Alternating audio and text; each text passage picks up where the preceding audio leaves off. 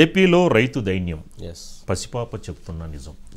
రైతుల పరిస్థితి, ఆంధ్రప్రదేశ్లో ఉన్నటువంటి ప్రతి రైతు కుటుంబం, కౌలు రైతుల కుటుంబాల గురించి, ఒక రైతు పడుతున్నటువంటి కష్టం గురించి, ఒక రైతు పడుతున్నటువంటి ఆవేదన గురించి, ఒక రైతు పడుతున్నటువంటి బాధ గురించి, ఒక రైతు పడుతున్నటువంటి ఆక్రందన గురించి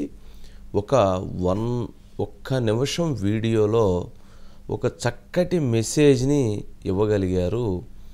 ఒక పాప, వారి తండ్రి అనుకుంటా, వారి తండ్రి అని. వారు ఇచ్చినటువంటి ఆ మెసేజ్ని చూసిన తర్వాత ప్రస్తుతం ఆంధ్రప్రదేశ్లో ఉన్నటువంటి రైతాంగం పరిస్థితి ఎంత ఆవేదనతో ఉన్నది అనేటువంటిది అర్థమవుతుంది. ఒక రైతు పడుతున్నటువంటి కష్టం అంటే ఇటీవల వచ్చినటువంటి తుఫాను వలన జరిగినటువంటి నష్టం, ఆ నష్టం ఆ కుటుంబాలని ఎంత బాధించింది, ఎంత ఆవేదనకు గురి చేసింది, వారి ప్రస్తుత పరిస్థితి ఎంత బాధాకరమైనటువంటి పరిస్థితిలో ఉందనేటువంటి ఆ మెసేజ్ని వారు ఇవ్వటం జరిగింది. మరి ఇప్పుడు ప్రస్తుతం దాదాపు 22 లక్షల ఎకరాలకు పైగా పంట నష్టం జరిగింది. మరి అంత పంట నష్టం జరిగినప్పుడు దాదాపు దాని వాల్యూ ఏదైతే 3,700 కోట్ల రూపాయలని చెప్తున్నారు, ప్రభుత్వం సుమారు 1000 కోట్లు అంటుంది.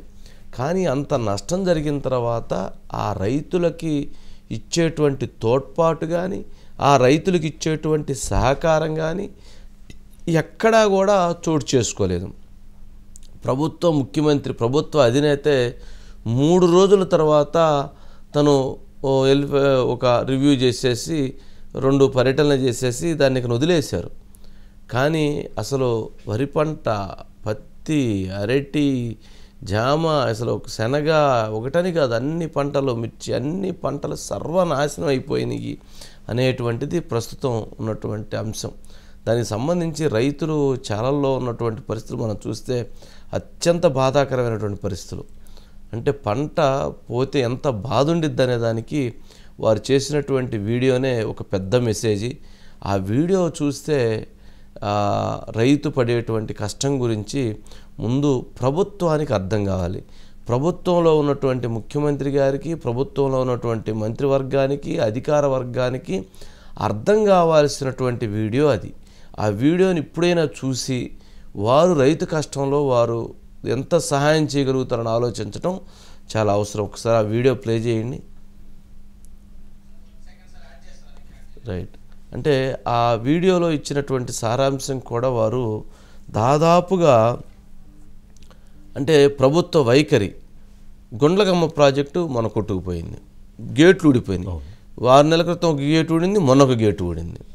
అన్నమయ్య ప్రాజెక్టు అది కొట్టుకుపోయింది. మరి ఇలాంటి ప్రాజెక్టులు కొట్టుకుపోవడంతో ఎంతటి విపత్తు వస్తుందనేటువంటిది అర్థం చేసుకోవాలి ప్రజలు. అంటే ప్రభుత్వ వైఫల్యం. రెండో అంశము, ఇప్పుడు ఈ వరదల విషయంలో గనక నిన్న వచ్చిన సైక్లోన్ ఎఫెక్ట్ వలన నష్టం జరగకుండా ఉండాలి అంటే వారికి కనుక జూన్ నెలలో గనక నీటిని పట్టిసీమ నుంచి విడుదల చేసినట్లయితే ఈ పెద్ద ప్రమాదం తప్పుండేది. నవంబర్ నెలకి అయిపోయి ఉండేవి. ఇప్పుడు డిసెంబర్లో ఇటువంటి విపత్తుకి వాళ్ళు ఇబ్బంది పడేటువంటి వాళ్ళు కాదు. ప్రభుత్వం వైఫల్యం ఏంటి? అప్పుడు పట్టిసీమ నుంచి నీళ్లు వదిలిపెట్టకుండా వదిలేసింది, చూస్తా ఊరుకుంది. అంటే రైతుల దగ్గర నుంచి మళ్ళీ ఆ గొడవ వచ్చి ఆందోళన వచ్చిన తర్వాత మనం నీళ్లు వదిలిపెట్టాలి కానీ అప్పుడు వదిలిపెట్టేటువంటి ప్రయత్నం చేశారు. అంటే ఒక రైతు విషయంలో ఎటువంటి అనాలోచితమైనటువంటి నిర్ణయాలు తీసుకుంటున్నారు అనేటువంటిది ఈ జరిగినటువంటి సంఘటనలు బట్టి అర్థమవుతుంది. ఒకసారి ఆ వీడియో ప్లే చేయండి. ముఖ్యమంత్రి గారు ఏమంటారు? టమోటా అంటారు, పొటాటా అంటారు. ఓయమ్మా, ఏ డల్లగా ఉన్నాయేమి? ఎప్పుడు నవ్వుతూ సరదాగా తిరిగినాను కదా.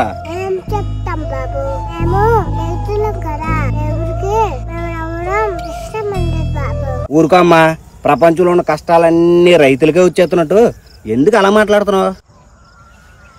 బాబు నీకు ఒక చిన్న స్టోరీ చెప్తాను ఇంతవా. నువ్వు ఒక మనిషి దగ్గర పని చూడలేదు. అతను చెప్పాడు నీకు 6 నెలల వాళ్ళకు జీతం ఎవరు కానీ ప్రతి రోజు నువ్వు వచ్చి పని చేయాలి. 6 నెలల తర్వాత ఒక్కసారి 6 నెలల జీతం ఇస్తాను అని చెప్పాడు. అప్పుడు నువ్వు ఎలా బతుకుతావు?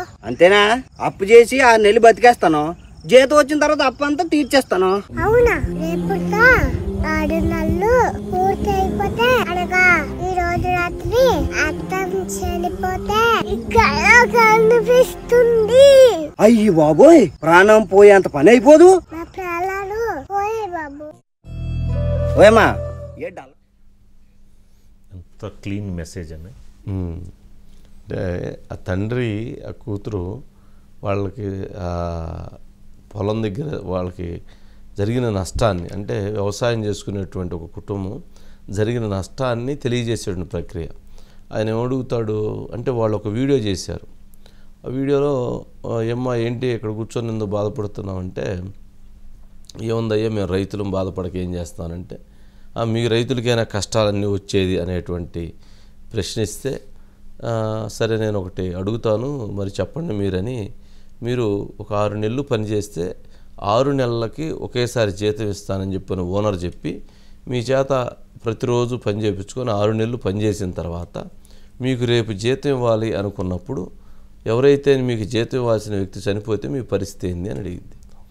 ఇంకేముందంటే ఆయన ఇవ్వాల్సిన వ్యక్తి చనిపోతే వీరి పరిస్థితి, అమ్మో ఇంకేముంది మా పరిస్థితి చావే కదా అని చెప్పని అంటాడుతాను. అన్నప్పుడు మరి 6 నెలలు పండించినటువంటి పంట రేపు పంట చేతికి వస్తుంది అనుకున్నప్పుడు ఈరోజు సైక్లోన్స్ వచ్చి ఈ రకంగా కొట్టుకుపోతే మా పరిస్థితి అదే కదా అనేది వారు ఇచ్చినటువంటి మెసేజ్. ఇంకొకసారి ప్లే చేయండి.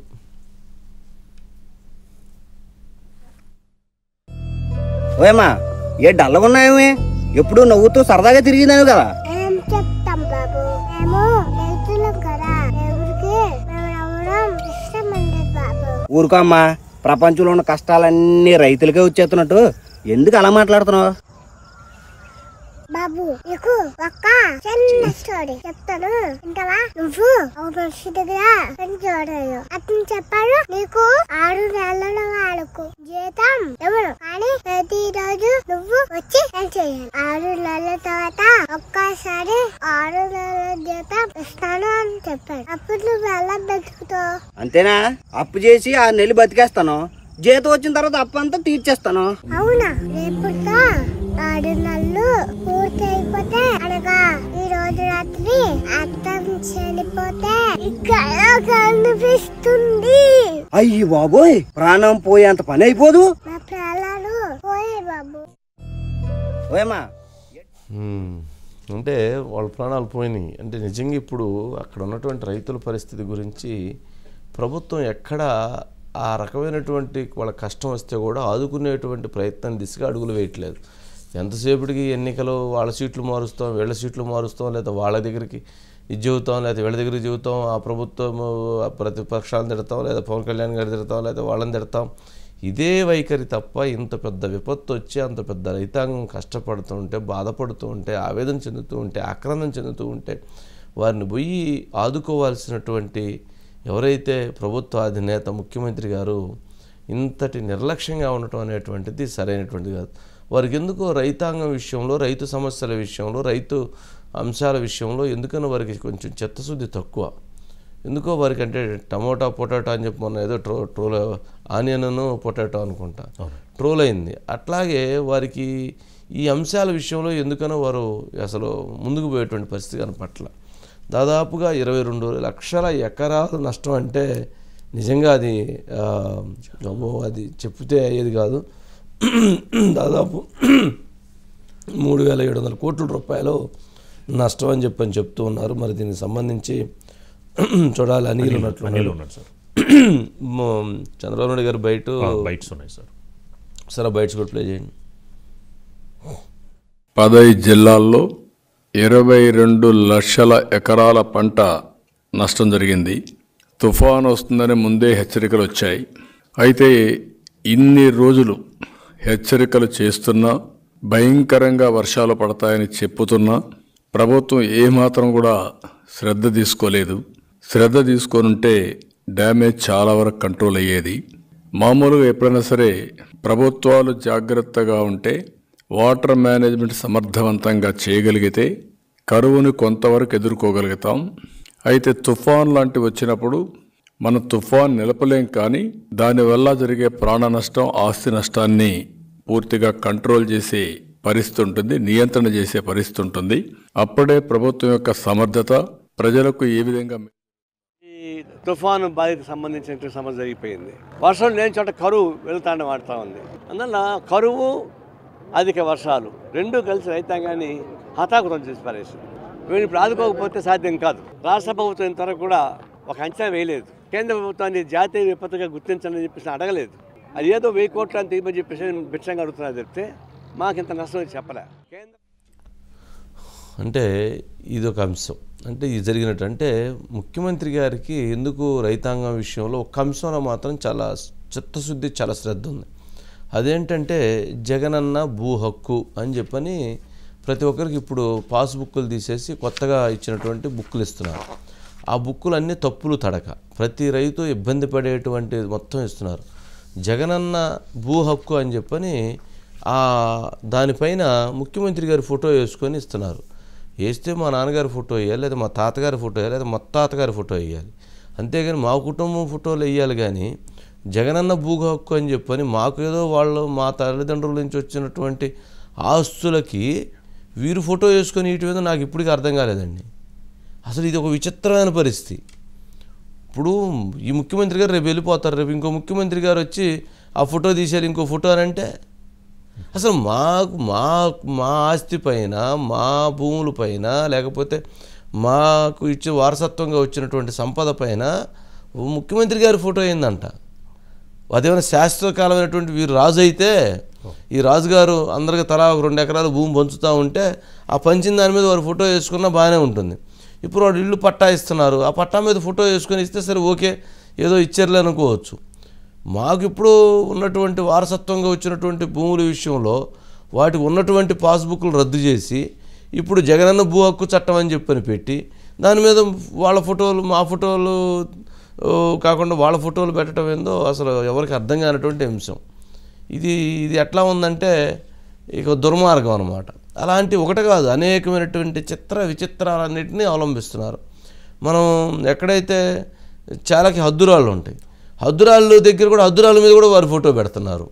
అదేంటి హద్దురాళ్ళ మీద వాళ్ళు ఫోటో పెడితే కాపలా పెట్టినట్టు అది. అంటే జగన్మోహన్ రెడ్డి గారి ఫోటో చూసి హద్దురాళ్ళ మీద ఆ ఫోటోలు చూసి ఎవరో ఇది కాకుండా పారిపోతారనే ఏంటో అంత విచిత్రమైనటువంటి విన్యాసాలన్నీ ఇక్కడే ఉంటాయండి. అది అసలు బాధాకరమైన అంశం. ఇప్పుడు మా భూమి, మాకు సంబంధించినటువంటి పత్రాల మీద వారి ఫోటో ఏంటనేది ఇప్పుడు ఎవరు అది అడిగేవాళ్ళు లేరు, చెప్పేవాళ్ళు లేరు, ప్రశ్నించేవాళ్ళు లేరు. అధికారులకైనా కొద్దిగా ఉండాలి కదా, ఇది కరెక్ట్ కాదండి, అట్లా ఫోటోలు మనం మళ్ళీ ఇది మంచి పద్ధతి కాదని చెప్పాలి కదా. వాళ్ళు వీళ్ళే చెప్పుంటారు, ఫోటో వేద్దామంటే వేద్దాం, వేసేయండి. ఇంటికి స్టిక్కర్లు వేశారు, ఇంటి ప్రాపర్టీస్కి స్టిక్కర్లు వేశారు, బళ్ళకి స్టిక్కర్లు వేశారు, ఫోన్లకు స్టిక్కర్లు వేసుకోమంటున్నారు, ముఖానికి స్కూల్ కలర్లు వేశారు, అన్నీ వేశారు. ముఖానికి కూడా ఏదైనా ఒకటి ఇస్తే ముఖానికి కూడా వేసుకుంటే పోయిద్ది. స్టిక్కర్ల పిచ్చండి, స్టిక్కర్ల పిచ్చిన పేరు కోసం పాకులాటలో తప్పు లేదు. కానీ ఆ పేరు ఎలా రావాలంటే వారు చేసినటువంటి మంచి వలన పేరు రావాలి. అంతేగాని బలవంతంగా తీసుకొచ్చి నీ మోకాన్ని స్టిక్కర్ వేస్తానని చెప్పని స్టిక్కర్ వేస్తే వచ్చిద్దా? రాదు కదా.